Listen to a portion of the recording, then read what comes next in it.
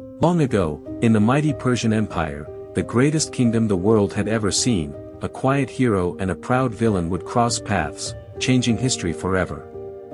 This is the true story of Mordecai, a humble Jewish man, and Haman, a powerful advisor with a dangerous grudge. King Xerxes ruled over 127 provinces, from India to Ethiopia.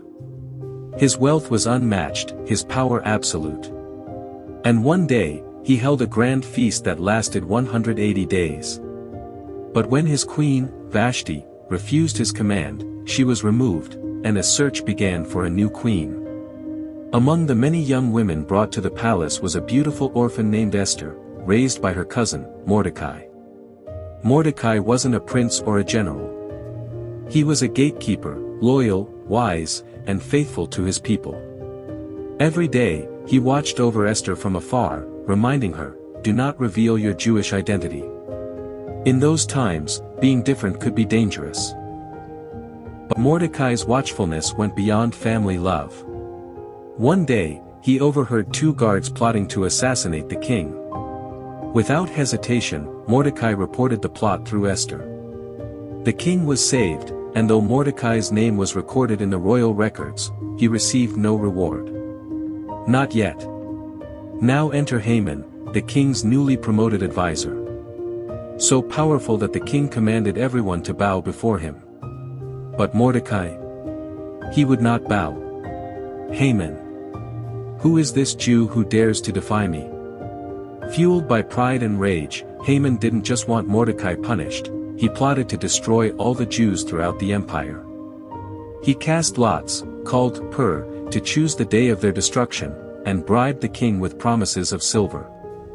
A royal decree went out, on the 13th day of Adar, all Jews, men, women, and children, were to be killed. When Mordecai heard this, he tore his clothes, put on sackcloth, and cried out in grief. Esther sent clothes to comfort him, but Mordecai sent back a message that would echo through time. Do not think you will escape because you are in the king's house. For if you remain silent, relief will come from another place, but you and your family will perish. And who knows? Perhaps you have come to royal position for such a time as this. Esther made a decision. She would risk her life to save her people. She invited the king and Haman to a private banquet. Then a second. And on that second night, she revealed the truth. Esther. My king. I am a Jew. And Haman has plotted to destroy my people, to wipe us from the earth.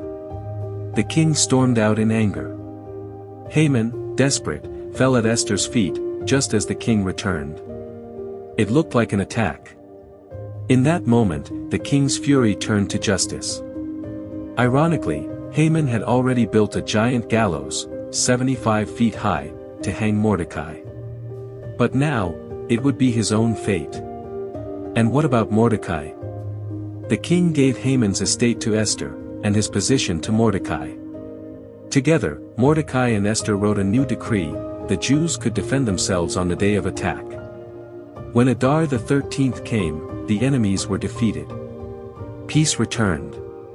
And a new holiday was born, Purim, celebrating deliverance, courage, and divine timing. So remember. Pride leads to downfall, but humility and courage lead to honor. One person's bravery, like Esther's, can change everything.